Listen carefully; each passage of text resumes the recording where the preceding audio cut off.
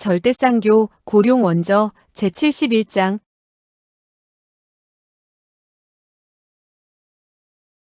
71. 헌원삼광과 강옥랑의 도박. 철평고는 비록 강호의 경험이 많은 여자였지만 이런 어둠 속에서 소아와 같은 남자의 품에 안기자 마음이 움직이지 않을 수 없었다. 더군다나 철평고는 남자와는 전혀 접촉이 없었던 데다가 그녀는 청춘의 화염을 너무 오랫동안 억누르고 있었다. 이러한 생사의 기로에서 가장 폭발하기 쉬운 것이 바로 감정이었다. 철평고는 사실 자기 자신도 소아의 품속으로 안길 줄은 몰랐다. 그러나 이때는 이미 아무런 후회도 없었다. 그녀는 소아의 손이 가볍게 그녀의 어깨를 만지는 것을 느꼈다. 철평고는 떨리는 목소리로 간신히 입을 열었다. 인생은 정말 교묘해요. 나는 지금에야 알겠어요. 3일 전까지도 당신을 몰랐었는데, 그러나 지금은. 이때 소아가 불쑥 말을 꺼냈다. 내가 지금 무엇을 생각하고 있는지 아오? 몰라요. 나는 지금 정말 당신의 얼굴이 보고 싶은데. 싫어요. 제발 그것만은 싫어요. 그러나 불이 어느새 밝혀졌다. 철평고는 손으로 얼굴을 가리며 부끄러워했다. 그러면서도 그녀는 떨리는 소리로 말했다. 불씨가 다 없어지는데. 불씨도 귀중하지만 당신의 얼굴을 볼 수 있다면 어떤 진귀한 물건을 없애도 괜찮소. 철평고는 얼굴을 가렸던 손을 천천히 내렸다. 정말이에요? 안타깝게도 여기에는 거울이 없소. 거울이 있다면 지금 당신의 모습이 얼마나 아름다운지 보여주고 싶은데 말이오. 정말 나가지 못하게 되어도 나를 원망하지 않겠어요? 당신을 원망한다고? 내가 왜 당신을 원망하지? 거기에 있었으면 죽지는 않았을 텐데, 그러나 지금은. 그렇게 말하자면 당신이 나를 원망해야지. 내가 아니었더라면 당신이 이렇게 고생을 하겠소? 고생이 아니에요. 나는 지금까지 이렇게 기뻐 본 적이 없었어요. 그녀는 그윽한 눈빛으로 소아를 바라보며 말을 이어갔다. 미치도록 고독할 때면 많은 다른 사람들과 이야기하고 다투고 웃고 화내는 그런 꿈을 꾸었어요. 그런 꿈이 평생 동안 실현되지 못할 것으로 생각했었는데 세상 사람들이 나를 여자로 취급하지 않을 줄 알았어요. 왜? 나 자신까지도 나를 여자로 생각하지 않았으니까요. 남들은 나를 선녀로 생각하거나 심지어는 마녀로 보기도 하겠지만 절대로 나를 여자로 취급하지는 않을 거예요. 당신은 분명히 여자야. 나는 1000가지의 방법으로 증명할 수 있지. 이제는 알겠어요. 나는 지금 죽어도 좋아요. 누가 죽는다고 말했어? 우리는 꼭 나갈 길을 찾을 거야. 철평고는 미소를 보이면서 고개를 숙였다. 나는 알아요. 나는 알아요. 당신이 나를 속이지는 못해요. 그들이 들고 있는 횃불은 이제 겨우 콩알 만한 불씨가 남아있을 뿐이었다. 철평고는 그 화염을 주시했다. 그녀는 눈동자가 점점 무거워지면서 작은 소리로 말했다.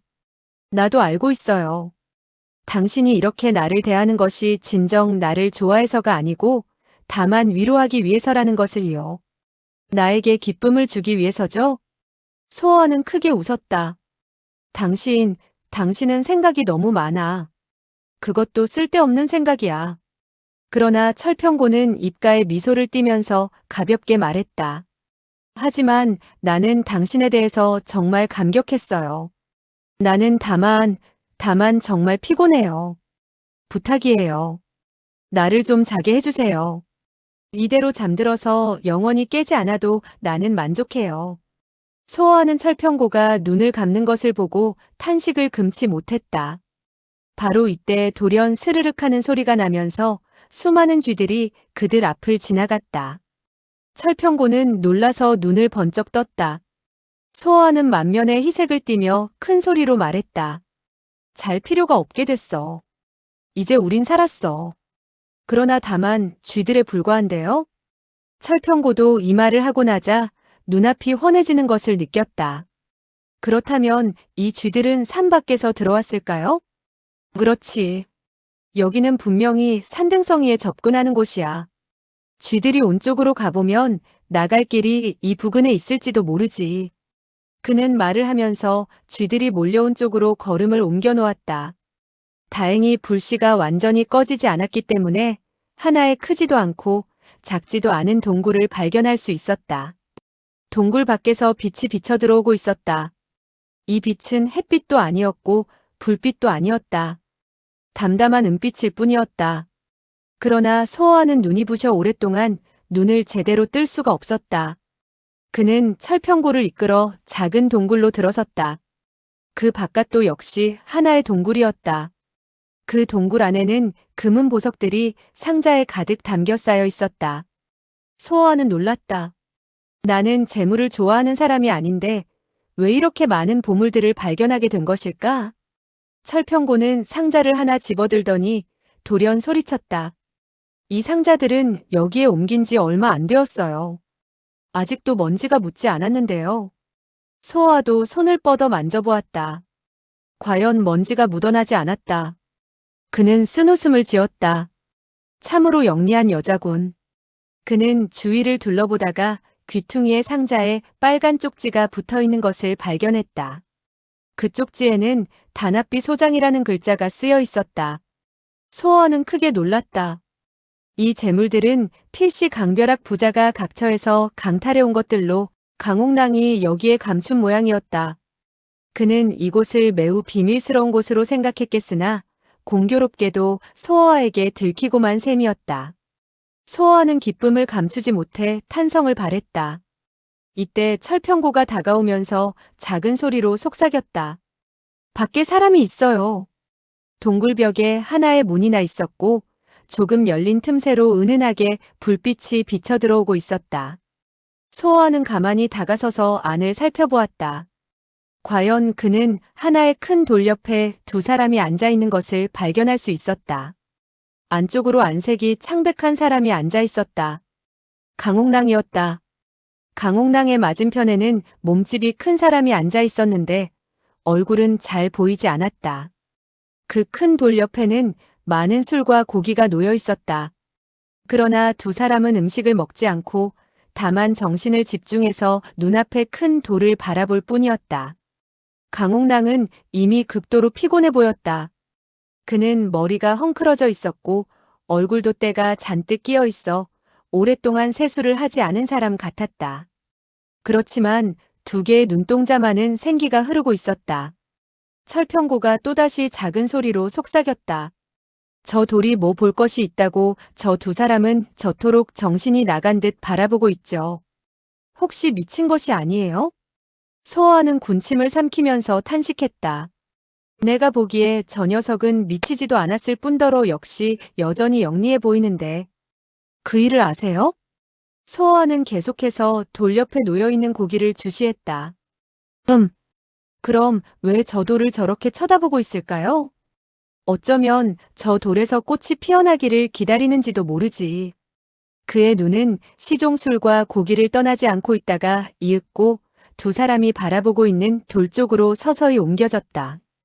그 돌은 네모꼴로 되어 있었는데 별 이상한 점을 발견할 수가 없었다. 다만 돌 중간에 줄이 그어져 있었고 줄의 좌우 양쪽으로 각각 한 조각의 고기가 놓여 있을 뿐이었다. 소호와는 뭐가 뭔지 알 수가 없었다. 그는 씁쓸히 웃으며 속삭이듯 중얼거렸다. 내가 알기로는 분명 저 자식은 아무런 이상이 없었소. 하지만 지금은 모르지. 어쩌면 저놈은 고기를 입으로 먹는 것이 아니라 눈으로 먹는 줄로 알게 된 모양인지 모르지. 철평고는 군침을 삼키며 조용히 웃었다. 당신이 나가서 고기를 입으로 먹는다는 것을 좀 가르쳐주지 그러세요? 내가 왜 고기 먹는 방법을 가르쳐주고 싶지 않겠소? 다만 지금 나가면 아마 그가 내 고기를 먹으려 할 것이요. 그는 나를 미워하고 있소. 그럼 다른 한 사람은? 저 사람이 누군지는 아직 잘 모르겠는데. 소호와의 말이 채 끝나기도 전에 한 마리의 쥐가 어둠 속에서 나타나더니 돌 위로 올라가 그 사나이 앞에 놓인 고기를 물고 급히 달아나 버렸다. 강옥랑은 안색이 변하며 쓴웃음을 보였다. 좋아, 이번에도 당신이 이겼소. 그 사나이는 크게 웃으면서 대꾸했다. 지금 너는 나에게 130만 양을 빚지고 있어. 이제는 너의 물건을 다 잃었겠지. 강옥랑은 얼굴이 싸늘해졌다. 안심하시오. 아직 많으니까. 나는 신경을 써서 도박을 하는데 넌 너무 싱겁게 버리는구나. 너를 혼내줄 테다. 그는 크게 웃으며 다시 고기를 잘라 돌 위에 놓았다. 철평고는 그때서야 깨닫고 웃었다. 보아하니 저 두 사람은 도박을 하고 있었군요. 자기 앞에 고기가 쥐에게 물려가면 이기는 것이지요. 이런 도박 방법은 들어본 적이 없는데요. 그러나 이런 도박은 누구도 속임수를 쓸 수 없소. 만약 쥐가 오지 않으면 어떻게 하죠? 마냥 기다려야지. 그건 그렇고 당신은 우리를 등지고 있는 사람이 누구인 줄 아시오? 아는 사람이에요? 비록 얼굴을 보지는 못했지만 말소리로 알겠어. 누구죠? 그가 바로 악독이 헌원삼광이요. 전부 따거나 완전히 잃을 때까진 절대로 일어서지를 않지. 악독이? 10대 악인 중에. 그렇지. 당신도 10대 악인을 알고 있군. 철평고는 한참 침묵을 지키다가 돌연 물었다. 당신은 그 10대 악인이 누구누구인지 아세요? 잘 물어보았어. 세상에 나처럼 10대 악인을 잘 알고 있는 사람도 얼마 없을걸.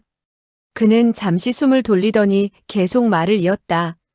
10대 악인은 바로 혈수 2살 소리장도 하파바, 불남불녀 도교교, 반인반귀 음구유, 부르린두 이대취. 철평고는 몸을 떨면서 안색이 변했다. 그러나 소어하는 그녀를 바라보지도 않고 말을 계속했다.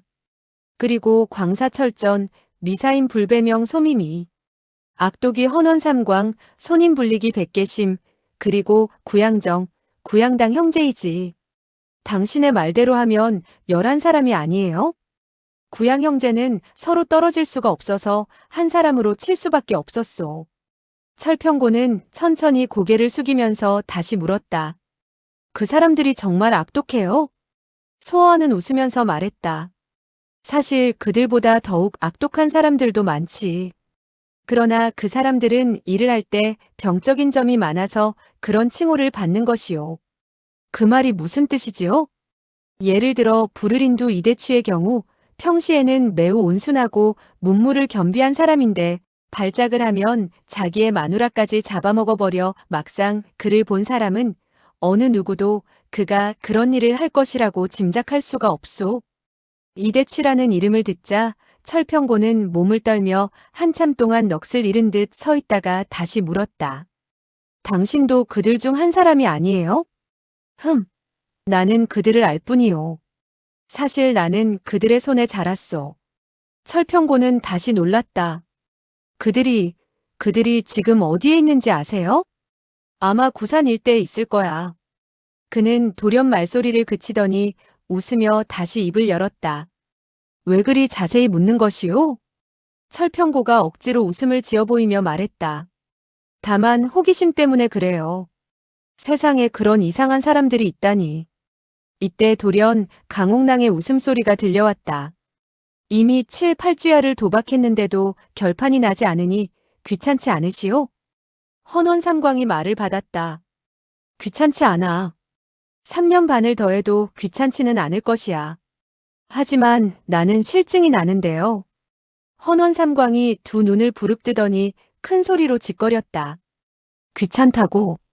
그래도 계속 도박을 해야 돼. 나는 도박을 하지 않겠다고 하는 것이 아니라 다만 좀 크게 버리자는 것이요. 그래? 난 항상 큰 도박을 좋아하지. 크게 한 판 해보겠느냐? 각하가 지닌 물건이 7, 80만 양 정도이고 내가 130만 양을 빚졌으니 이번에는 200만 양짜리로 합시다. 헌원삼광이 손바닥을 매만지면서 말을 받았다. 한 번에 결판을 내는 것도 좋지. 다만 그는 돌연 웃음을 멈추더니 큰 소리를 쳤다. 나는 벌써 저 동굴 안을 살펴보았다. 나에게 빚진 것을 제하면 100만 양 정도밖에 남지 않았는데 내가 무슨 돈으로 나와 도박을 벌이겠다는 것인가? 100만 양은 사람으로 하겠소. 헌원 삼광이 미친 듯이 웃어젖혔다. 내가 100만 양의 가치가 있다는 말이냐? 강옥랑의 입가에 미소가 번져 나왔다.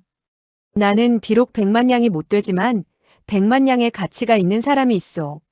어디에? 각하께서는 우선 값을 확실히 계산해 보자는 것입니까? 헌원 삼광은 눈을 치떴다. 물론 값을 계산해 봐야지. 아버지하고 아들이 도박을 해도 계산할 것은 해야 돼. 강옥랑이 다시 미소를 지으며 말했다. 정 그렇다면 제가 그녀를 데리고 오죠. 헌원 삼광의 몸 뒤로 튀어나온 암석이 있었다. 강옥랑은 그 위에 올려져 있던 등불을 들더니 큰 걸음으로 걸어나가면서 말했다. 각하, 안심하고 계십시오. 제가 금방 갔다 올 테니. 물론 안심을 하지. 내가 날 이겨보려고 가는 것인데 설마 안 돌아오겠어? 그는 닭다리를 한 입 뜯더니 술을 들이켰다. 넋을 잃고 쳐다보던 철평고가 돌연 탄식을 했다. 저 사람들은 무슨 돈을 이렇게 많이 가지고 있고 또 왜 여기에 숨겨놓았을까요? 물론 훔쳐온 돈이지. 비록 훔쳐온 것이라도 한꺼번에 잃으면 아까울 텐데요. 돈이란 들어올 때는 어렵고 나갈 때는 쉬운 것이요. 더군다나 도박을 하는 사람은 마누라를 잃어도 눈 하나 깜짝하지 않소. 그는 웃으면서 다시 말을 계속했다. 다만 내가 생각을 못했지. 저 강옥랑 녀석은 사람까지 담보로 잡히려고 하다니. 그가 자기의 마누라를 잡히고 도박을 할 작정인가요? 그에게 마누라가 있다 해도 100만 양은 못 돼. 저 자식이 도대체 무엇을 하려는 것인지 나도 모르겠는데. 100만 양의 가치가 나가는 사람이 어떤 사람인지 궁금한데?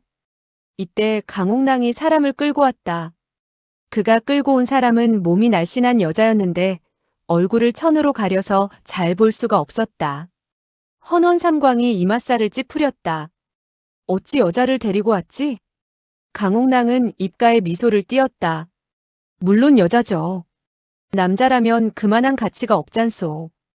헌원 삼광은 크게 웃었다. 하지만 너 같은 자식이 가져온 물건은 별 가치가 없어. 이 아가씨가 비록 나를 따라 며칠을 다녔지만 나는 그녀를 건드리지도 않았소. 너 이 자식아, 내가 그 말을 믿을 것 같은가? 각하께서 믿지 못하겠다면 시험을 해보면 알 것 아니오. 그는 말을 하며 등롱을 돌 위에 놓았다. 그러나 이번에는 헌원 삼광의 몸 뒤에 놓은 것이 아니라 자기의 몸 뒤에 놓았다. 불빛은 그의 어깨를 넘어 헌원 삼광의 앞을 비춰주었다. 소어는 그것을 보자 곰곰이 무슨 생각인가 잠겼다. 그 여인은 시종 그 자리에 가만히 서 있었다. 강옥랑이 그녀의 망사를 제쳤다. 헌원 삼광은 눈앞이 환해지는 것을 느꼈다. 그러나 소어하는 이 얼굴을 보자 움찔하며 놀랐다. 모용구, 그 여인은 모용구였다. 그녀는 삼고랑에게 쫓겨난 후 길에서 방황을 했었다. 어두운 밤 그녀를 돌보아줄 사람은 아무도 없었다. 그녀는 꿈꾸듯이 성내를 빠져나왔을 때 조양령의 장원에서 빠져나와 동정을 살피고 있던 강옥랑의 눈에 띄었다. 그녀는 강옥랑을 알아보지 못했지만 그는 즉시 모용구매를 알아보았다. 이미 화무결이나 철심란과 함께 다니는 것을 만나본 적이 있었던 것이다. 어느 날 정신이 없는 모용구매가 실종되어 버려 철심란이 무척 찾고 있다는 것을 알고 있는 그는 언젠가는 소용이 될 일이 있을 것이라 생각하고 그녀를 데리고 다니기로 결심했다. 그리고 그녀가 이 비밀 보물 창고를 누설할 걱정은 하지 않았기 때문에 그는 그녀를 여기까지 데리고 온 것이었다. 하지만 동굴 안에는 이미 헌원 삼광이 그가 발견한 보물의 주인과 도박을 하려고 기다리고 있었다. 헌원 삼광은 모용구매의 얼굴을 멍하니 바라보고 있었다. 그의 눈동자는 넋을 잃은 사람처럼 초점을 잃었다. 미녀, 과연 신비스러울 정도의 미녀로군. 하지만 애석하게도 나는 20여 년간 어떤 미녀에게도 흥미를 느껴보지를 못했어. 그러니 그녀를 데리고 가라. 강옥랑은 여전히 얼굴에 미소를 띤 채 조용히 말했다. 이 아가씨의 가치는 얼굴에 있는 것이 아니오. 그럼 어디에 있냐? 그것은 바로 그녀의 신분이오. 헌원 삼광이 크게 웃었다. 그렇다면 그녀가 공주라도 된단 말인가? 비록 공주는 아니지만 그와 비슷하죠. 헌원삼광은 강옥랑이 자기를 놀리는 줄 알고 분노를 참지 못했다. 도대체 이 여자가 누구냐? 너 이 자식아, 수작을 부리지 마라. 이 여자는 바로 구수산장의 모용구 아가씨요. 뭐라고? 모용가의 구아가씨란 말이냐? 그런데 어찌 너의 손에 들어왔지? 이 아가씨는 누구에겐가 해를 입고 제정신을 잃고 말았소. 모용가의 사람들이 온갖 방법을 다 동원해 수배했지만 찾지 못했는데 나의 운이 좋아서인지 내가 우연히 만나게 되었소. 강옥랑은 헌원삼광의 반짝이는 눈빛을 살펴가며 말을 이었다. 생각을 해보시오. 만약 그녀를 그녀의 언니나 형부에게 데려다주면 진검, 남궁류 등은 필시 크게 보상할 것이오. 헌원삼광은 한동안 생각을 하더니 박수를 치며 좋아했다. 좋다. 그렇다면 우리 도박을 벌여보자. 이때 돌연 한 사람의 외치는 소리가 들려왔다. 도박을 해선 안 돼. 소호아가 소리를 치자 헌원삼광과 강옥랑이 놀랐을 뿐만 아니라 철평고도 놀라움을 금치 못했다. 누구냐? 소호아는 우선 철평고의 귀에다 대고 조용히 속삭였다. 나를 따라 나가거든 우선 먹고 싶은 것을 사양하지 말고 먹어요. 나는 저 자식을 상대할 방법을 생각해야 돼. 그는 말을 끝낸 후 문을 열고 걸어나갔다. 똥통에 숨어서 똥을 먹던 친구야.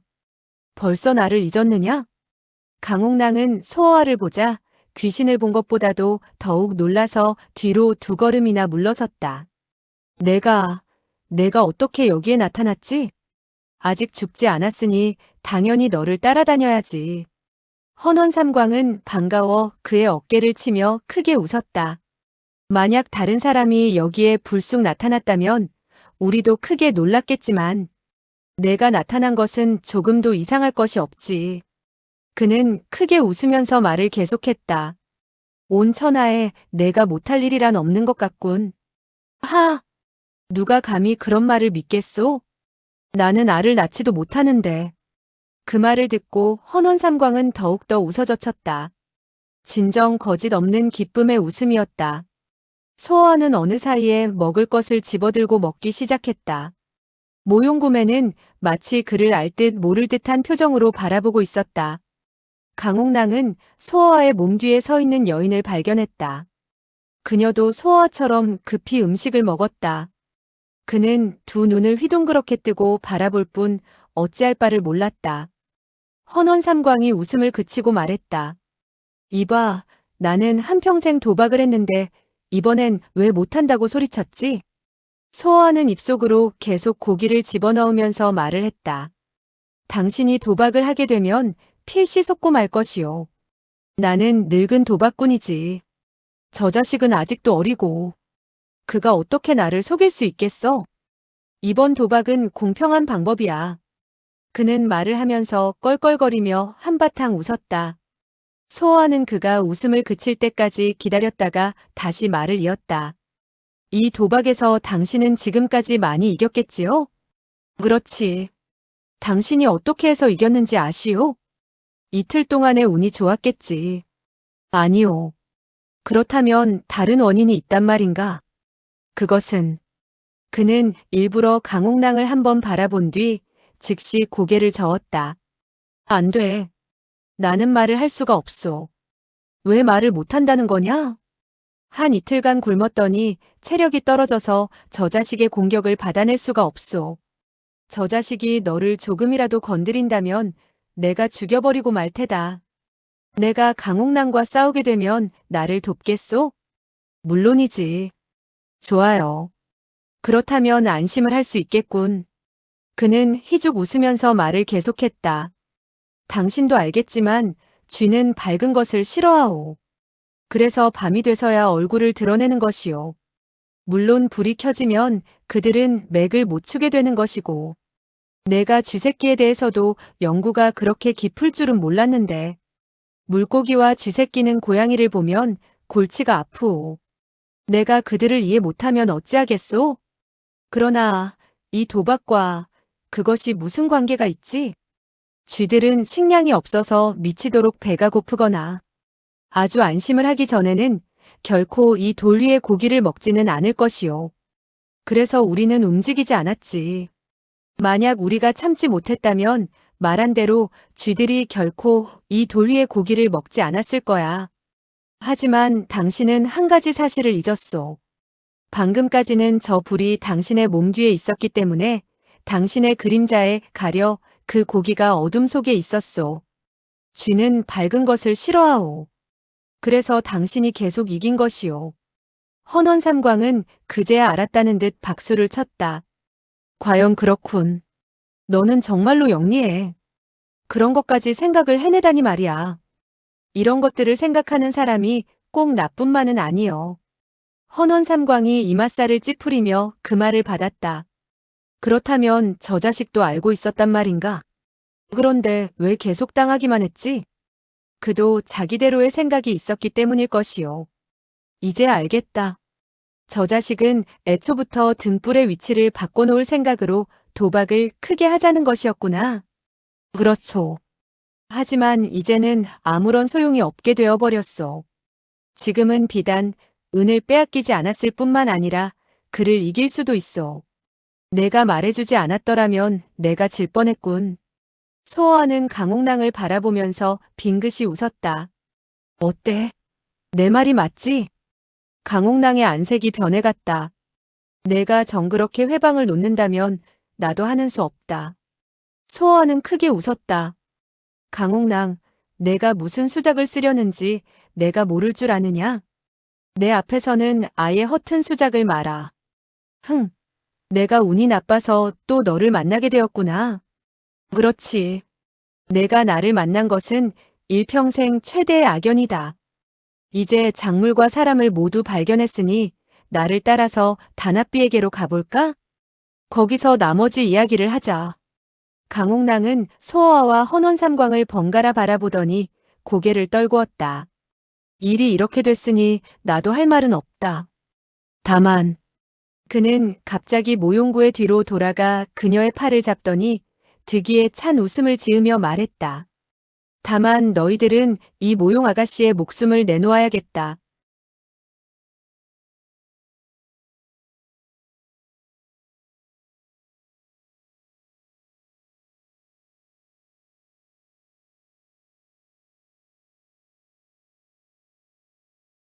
절대쌍교 고룡 원저 제72장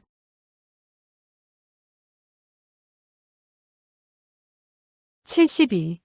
무화문 문화의 괴한들. 소호와는 놀랐으나 겉으로는 태연한 척 크게 웃었다. 내가 모용구의 목숨으로 나를 위협하려 했다면 잘못 생각한 것이야. 내가 모르고 있었군. 그녀가 나의 목숨을 노리고 있는데 내가 왜 그녀를 구하겠어? 헌원삼광은 부리부리한 눈동자를 굴리며 크게 웃었다. 나는 벌써부터 여자에 대해 흥미를 잃은 지 오래다. 그녀가 죽든 살든 나와는 상관이 없어. 그렇지만 강옥랑은 여전히 미소를 보이면서 모용구의 뒤에 서 있었다. 정말 그렇다면 두 분은 왜 나에게 손을 쓰지 않는 것이오? 헌원삼광이 술병을 입으로 가져가며 말했다. 나는 너를 죽일 생각은 없어. 소호와가 그 말을 받았다. 똥을 먹는 친구를 죽이면 손이 더럽혀질 뿐이야. 그러나 강옥랑도 만만치 않았다. 그렇다면 난 물러가겠소. 물론 이 모용구 아가씨는 나를 따라와야 해. 소호와는 조금도 자세를 흐트러뜨리지 않았다. 그래 가거라. 모용구를 데리고 가라. 꼭 너를 찾아가서 요절낼 사람이 있을 테니까. 그러나 강옥랑은 음산한 기운이 감도는 눈동자를 반짝거리며 말했다. 만약 사람들이 나에게 이 일을 묻는다면 나는 모용 아가씨를 너의 독수에서 구했다고 할 것이야. 이 아가씨가 애초에 너 강소호만 없었다면 어찌 이런 모양이 되었겠어. 소호와도 이 말에는 할 말이 없었다. 그는 길게 탄식을 했다. 그 아버지의 그 아들이군. 너희 부자는 다른 재주는 없고 다른 사람을 모함해서 좋은 사람을 자처하는 재주뿐이야. 어떤 것이 좋은 사람이고 어떤 것이 나쁜 사람이지? 이 세상에 좋고 나쁜 것의 구별이 있는 줄로 알고 있나? 하지만 단합비의 은을 강탈한 것은 사실이니 부정할 수가 없지. 강옥랑은 시치미를 뗐다. 무슨 은? 나의 두 손이 비어 있는데 은은 무슨 은이란 말이냐? 은이 누구의 것이며 누가 강탈했다는 거지.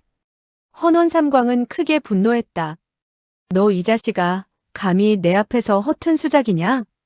무슨 말씀, 누가 허튼 수작을 부린다는 것이오? 강호 사람들이 당신 같은 악도기의 말을 믿겠소? 아니면 강옥랑의 말을 믿을 것 같소? 헌원삼광은 쓴웃음을 지으며 한숨을 내쉬었다. 내 놈이 몇 년만 일찍 태어났다면 10대 악인 중에 난 끼지 못했을 거야. 너무 칭찬은 마시오. 나는 다만. 이때 밖에서 돌연 비참한 비명소리가 들려왔다. 그 소리는 오랫동안 계속되었으며 그 처절함이 듣는 사람으로 하여금 심장을 도려내는 듯 하였다. 강옥랑의 안색은 파리하게 질렸다. 소아가 입을 열었다. 내가 데려온 사람들이 아니냐? 강옥랑은 아무 소리 하지 않고 모용구의 손을 잡더니 밖으로 뛰쳐나가려 했다. 소아는 다시 큰 소리로 외쳤다. 누군지는 모르지만 너의 부하들을 이토록 비참한 소리를 내게 하는 것을 보니 필시 무서운 사람인 모양이다. 내가 죽는 건 괜찮지만 그러나 모용구. 소아하는 순간 멈칫하고 말았다. 어둠 속에서 5개의 그림자가 나타나고 있었다. 아직 어느 누구도 그들의 얼굴을 보지는 못했으나 그들이 몰고 온 음산하고 사악한 귀기는 이미 사람들의 손에 식은땀을 흐르게 하고 있었다. 찌직찌직하는 소름 끼치는 소리와 함께 그들이 어둠 속에서 서서히 걸어 나왔다. 기이한 빛을 내는 눈동자들이 번쩍였다. 그들의 얼굴은 초록색이었는데 몸에 흐르는 피까지도 병록색일 것이라는 생각이 들 정도로 차가운 초록빛을 띠고 있었다. 그들은 모두 길고 검은 옷을 입고 있었고 오른손에는 채찍을 또 왼손에는 커다란 새집 같은 것을 들고 있었다. 헌원삼광이 돌연 소리쳤다. 친구들은 어떤 사람이지? 무엇하러 왔나? 그의 고함 소리는 얼마나 컸던지 벼락처럼 동굴 안을 진동시켰다. 그러나 그 5명의 흑이인은 눈 한 번 깜짝하지 않고 으스스한 눈으로 동굴 안의 사람들을 바라볼 뿐 아무 말도 하지 않았다. 강옥랑이 큰 소리로 외쳤다. 구수산장의 구아가씨와 악도기가 모두 여기에 있어.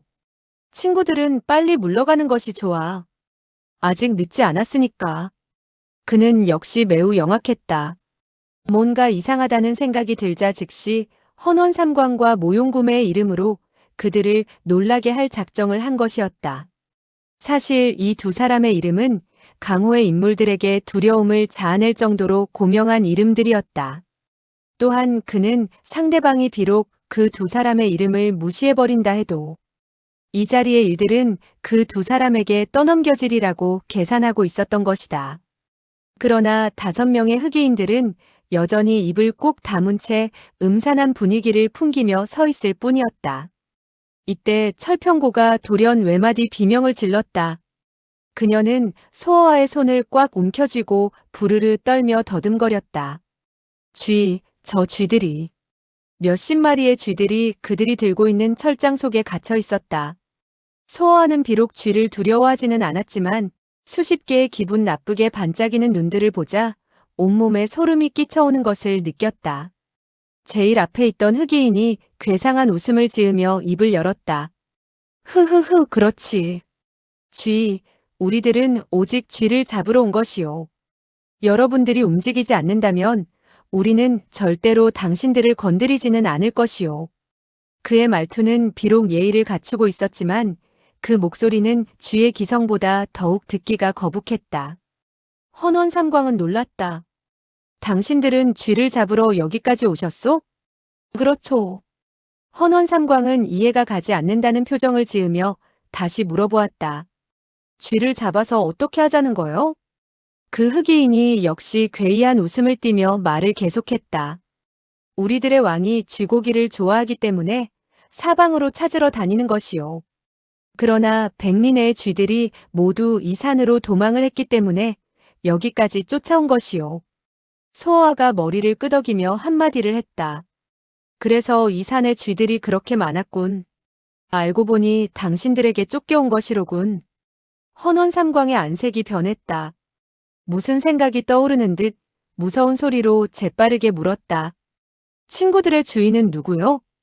그러나 그 흑이인은 아무 대답도 하지 않고 그저 손을 들어 동료들에게 신호를 보냈다. 5사람의 입에서 소름 끼치는 휘파람 소리가 동시에 새어나왔다. 철평고는 비명을 지르며 두 손으로 귀를 막아버렸다. 소어와도 온몸이 부르르 떨려왔다. 그러나 소어와는 두 눈만은 여전히 크게 뜨고 있었다. 헌원삼광도 놀라움을 금치 못했다. 소어와는 그를 향해 작은 소리로 물었다. 그 쥐고기를 좋아하는 사람이 누구인지 아시오? 알고 있다는 말이오. 아니라는 말이오? 헌원삼광은 무슨 생각에 빠졌는지 건성으로 대답할 뿐이었다. 바로 이때 바스락거리는 소리가 나면서 수많은 쥐들이 달려나오기 시작했다. 어두운 구석이나 벽에 난 구멍을 통해 이루 헤아릴 수 없을 정도로 많은 쥐들이 쏟아져 나오기 시작한 것이다. 흑이인들은 철장을 바닥에 놓고 문을 열었다. 늑대나 호랑이들이 떼지어 몰려온다 해도 소어와가 이토록 두려워하지는 않았을 것이다. 그는 창백해졌고 온몸을 떨고 있었다. 뱃속의 오장육부가 뒤집히는 것 같았고 모든 것을 다 토할 것만 같았다. 그는 간신히 구역질을 참고 있었지만 철평고는 참지 못하고 웩하는 소리를 내며 먹었던 음식을 온통 바닥에 토하기 시작했다. 쥐가 그들의 다리 사이로 지나갔다. 이 무림의 고수들도 더 이상 참을 수 없었던지 큰 바위 위로 뛰어 올라갔다. 철평고는 양손으로 눈을 가린 채 새파랗게 질려 온몸을 부들부들 떨고 있었다. 그러나 소어와는 두려운 가운데서도 두 눈을 부릅뜨고 그 광경을 지켜보고 있었다. 수천 마리의 쥐들이 자기 다리 사이로 다니는 극히 보기 어려운 광경을 왜 놓치겠는가. 흑이인들은 계속 휘파람을 불며 채찍을 휘둘러댔다. 쥐들은 철장 속으로 몰려들어갔다. 5개의 철장이 쥐들로 꽉 들어차자 흑이인들은 비로소 채찍을 놓고 휘파람 소리를 그쳤다. 남은 쥐들은 곧 사방으로 삽시간에 사라져버렸다. 동굴에는 다시 평온이 찾아왔다. 철평고는 주위가 조용해지자 가만히 손을 내렸다. 그녀의 얼굴은 온통 땀투성이었다. 마치 악몽에서 깨어난 사람 같았다. 쥐가 무섭다는 것을 이제 알겠군. 헌원삼광이 기침 소리를 내면서 그의 말을 받았다. 사천에 쥐가 많다 해도 이렇게 많은 숫자는 보지 못했어. 강옥랑도 한마디 거들었다. 나는 두렵지는 않았다만 오직 소름이 끼쳤을 뿐이요. 이들의 대화를 묵묵히 듣고 있던 흑이인이 크게 웃으면서 입을 열었다. 이 친구의 말이 맞소. 쥐는 두렵지 않을 뿐더러 매우 맛있는 고기요. 소어와는 쓰디쓴 표정을 지었다. 맛이 있다고? 흑이인은 예의 그 괴이한 웃음을 지으며 대꾸했다. 믿기지 않는다면 한번 먹어보시오. 그는 철장 속에서 쥐를 한 마리 꺼내서 소어와에게 건넸다. 역시 각하께서 혼자 좋아하시는 것이 낫겠소. 안타깝군. 각하께서는 보기에 간이 큰 것 같은데 쥐고기도 먹지 못하시오? 쥐고기를 맛본 후에 다른 고기를 먹으면 마치 벌레를 씹는 기분일 것이오. 그는 말을 마치자 정말 쥐를 산채로 씹어먹기 시작했다. 쥐는 비명을 질러댔고 그 흑이인의 입가에서는 피가 흘러내렸다. 소어와는 온몸의 잔털이 불쑥불쑥 일어서는 것을 느꼈다. 그는 애써 침착하게 호흡을 가다듬으며 입을 열었다. 쥐를 잡았으면 이제 가야 하지 않겠소? 강옥랑이 재빠르게 그의 말을 받으며 음침하게 웃었다. 너는 항상 남의 일에 참견하길 좋아하더니 이번에는 왜 참견을 않지? 내가 왜 참견을 하겠어? 내가 똥을 먹는 것도 내가 참견할 바가 아니지. 강옥랑은 안색이 변해 흑이인을 힐끔 쳐다보면서 입을 열었다. 친구, 정말 그대로 가는 것이요? 벌써 말을 했잖소. 우리가 온 것은 쥐 때문이고 당신들과는 관계가 없는 일이요. 강옥랑은 탄식을 했다. 친구는 여기에 쥐보다 더 좋은 것이 있다는 것을 모르오. 그 흑의인은 눈을 모용구매와 철평고에게 돌렸다. 그는 웃으면서 가볍게 입을 뗐다. 본문 제자는 모두 여자를 쥐보다 귀엽게 여기지는 않소. 강옥랑은 다시 급히 입을 열었다. 금은 같은 보물도 쥐보다 귀엽지 않다는 거요? 이 말이 떨어지자 흑의인의 눈동자가 빛을 발했다. 보물이 어디에 있소? 강옥랑은 눈길을 동굴 쪽으로 돌리고 입가에 웃음을 가득 띄었다. 이 두 분이 있으니 나는 이야기를 할 수가 없소. 소호와는 탄식을 한 후 쓴웃음을 지으며 강옥랑을 노려보았다. 정말 이상하군. 내가 왜 너를 예전에 죽이지 않았을까? 강옥랑은 소호와를 바라보며 이죽거리기 시작했다. 내가 뭘 믿고 나를 죽여? 그건 어려운 일이야. 5명의 흑의인은 서로 쳐다보더니 철장을 들고 뒤쪽의 동굴로 다가가기 시작했다. 소호와가 재빨리 그들을 막아섰다. 거기엔 쥐가 없으니 여러분들은 돌아가시오. 그 흑의인은 싸늘하게 대꾸했다. 내가 우리의 길을 막으려고?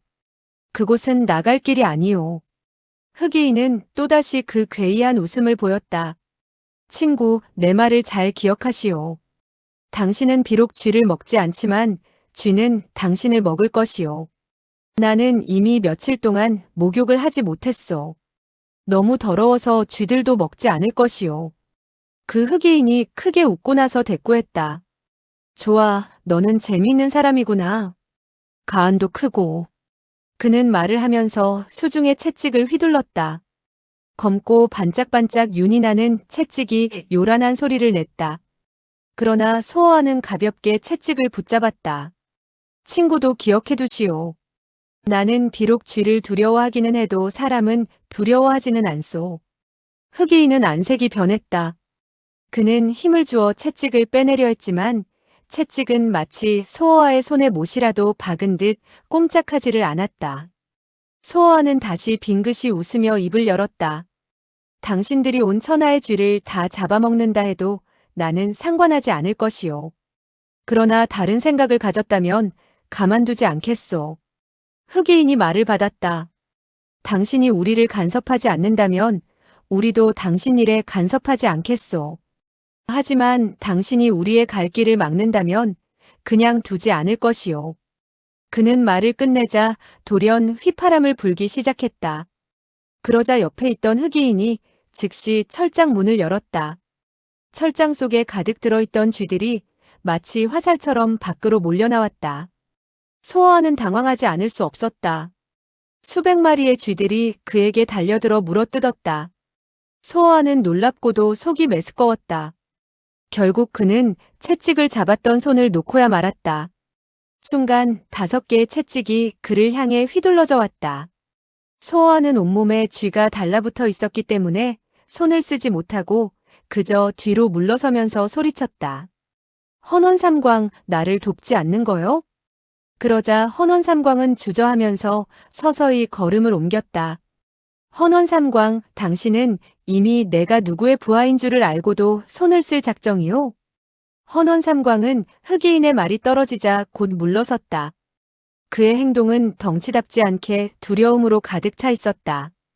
헌원삼광, 당신도 여자처럼 쥐를 무서워하는 것이요? 그러나 헌원삼광은 고개를 돌리고 그를 쳐다보지도 못했다. 소호와의 몸에 점점 더 많은 쥐들이 달라붙었다. 그는 몸이 가려워 죽을 지경이었다. 5개의 채찍도 그것대로 마치 독사처럼 그의 몸에 휘감겼다. 소호와는 그때서야 정말 당황하게 되었다.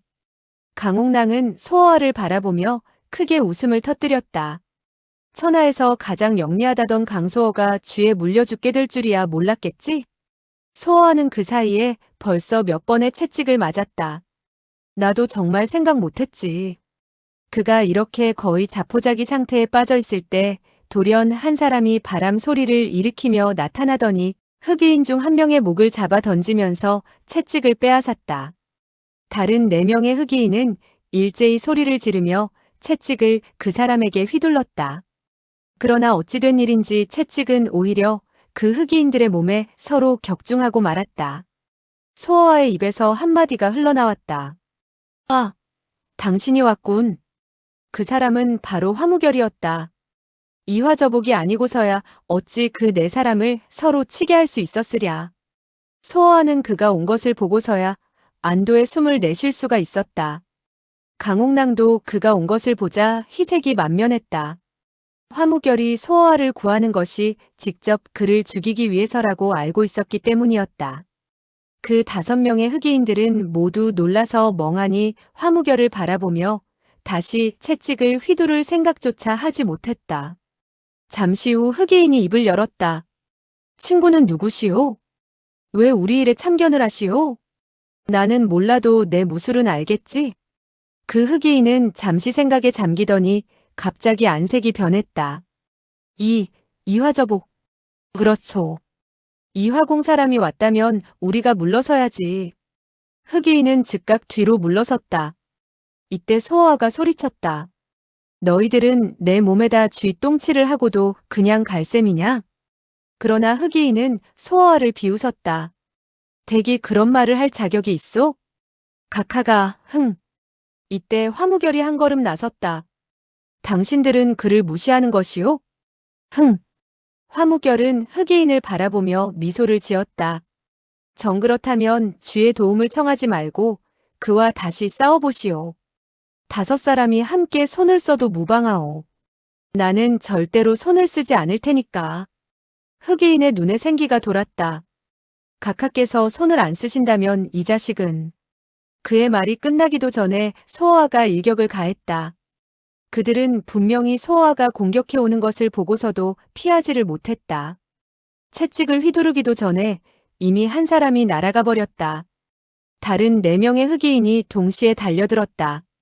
소어와가 손을 몇 번 휘두르자 그 사람들도 한꺼번에 날아가 버렸다. 화무결은 미소를 지었다. 여러분, 지금은 그의 무서움을 알겠소? 5명의 흑의인은 아무 말도 못하고 땅에 쓰러진 채 일어설 생각조차 하지 않았다. 소어와는 크게 웃었다. 사람이 쥐보다 못하다니. 단 한 대에 쓰러지는구나. 흑의인들은 대꾸도 못하고 움직이지도 못했다. 이때 한쪽에 있던 헌원삼광이 그들을 보내라고 소어와에게 손짓했다. 빨리 가보시오. 그러나 어찌된 일인지 흑의인들은 일어서지 않고 한데 뭉쳤다. 그리고는 갑자기 몸을 부르르 떨더니 잠시 후 잠잠해졌다. 당신들 스승이 와서 안고 갈 때까지 기다리겠다는 것이오? 이때 헌원삼광이 돌연 달려와서는 한 흑의인의 몸을 젖히더니 안색이 즉각 변했다. 그는 서서히 그 흑의인을 땅에 놓으며 탄식했다.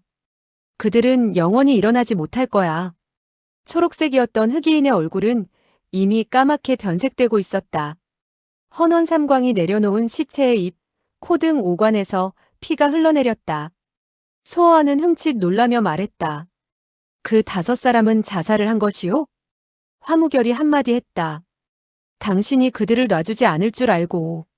소어와는 발을 떼어놓으며 그의 말을 받았다. 난 이미 목숨을 구했으니 그들을 죽일 생각은 없었소. 이 사람들은 쥐고기를 너무 많이 먹어서 쥐 같은 소갈머리가 됐단 말인가? 헌원삼광이 쓴웃음을 지었다. 이 녀석들은 죽는 것도 정말 빠르군. 아마 입에다 독약을 준비하고 다녔는지도 모르지요. 헌원삼광이 이맛살을 찌푸리며 몸을 굽혀 흑의인의 입을 벌렸다. 그의 입 안에서는 먹물 같은 물이 흘러나왔는데 이상한 악취가 풍기고 있었다. 그들의 입에는 이빨이 하나도 없었다. 소어와는 탄식했다. 무서운 독약이군. 얼마 되지도 않았는데 이까지 이렇게 녹아버리니. 헌원삼광이 탄식했다. 내 말이 맞아. 이 녀석들은 독약을 이빨 속에 숨기고 있었어. 이들은 왜 자살을 해야만 했을까? 그들을 죽일 의사도 없었고 그들을 협박하지도 않았는데. 헌원삼광은 그 흑의인의 온몸을 뒤졌지만 다만 약간의 은을 찾았을 뿐 그 외에는 아무것도 찾아내지를 못했다. 헌원삼광이 고개를 숙이고 한동안 생각하더니 갑자기 그의 옷섭을 헤쳤다.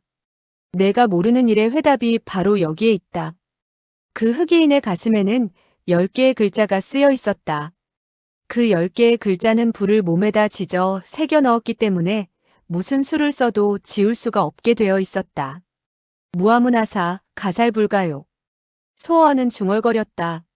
무아문화사, 가살불가욕 이게 무슨 뜻이지? 헌원삼광이 말을 받았다. 남들과 싸워 이기지 못하거든 자살을 해서 그들 주인의 명예를 더럽히지 말라는 뜻이야. 이들이 만약 지금 자살을 하지 않고 돌아갔다면 10배 이상의 고통을 받아야 했을걸? 당신 이야기는 돌아가서 주인의 형벌을 받을 것이 두려워 자살했다는 것이요? 그렇지. 그러나 그들이 여기에서 얻어맞은 것을 그들의 주인이 어떻게 알겠소? 나도 누구에게 굳이 얘기하지 않을 것이고 그들이 보고하지 않으면 그만 아니오? 이 자식들이 내가 그렇게 화통한 사람인 줄을 알았겠느냐? 내가. 이때 화무결이 돌연 말참견을 했다. 그런 것이 아니요. 소아가 물었다. 그럼 무슨 이유요? 난 여기에 들어올 때 이미 2사람이 더 숨어 있는 것을 발견했어. 하지만 우선 안을 살펴보려고 그냥 들어왔지. 헌원삼광이 손뼉을 치면서 껄껄댔다. 알겠군. 7 중에서 5사람은 들어오고 2사람은 어두운 곳에서 동정을 살피다가 사태가 좋지 않다고 생각되자 달아났을 거야. 이 5사람은 그들이 이미 보고를 했을 테니 돌아가서 고생을 하는 것보다는 지금 통쾌하게 죽는 것이 낫겠다고 생각했겠지. 이때 소어아가 갑자기 자기의 이마를 치며 소리쳤다. 큰일 났다. 정신이 없어서 강옥랑이 달아나는 것을 발견하지 못했단 말이야. 헌원삼광도 그제야 사방을 살핀 뒤 소리쳤다. 맞았어. 그 강씨의 잡종이 과연 달아났군. 소어아는 화무결을 바라보며 입을 열었다.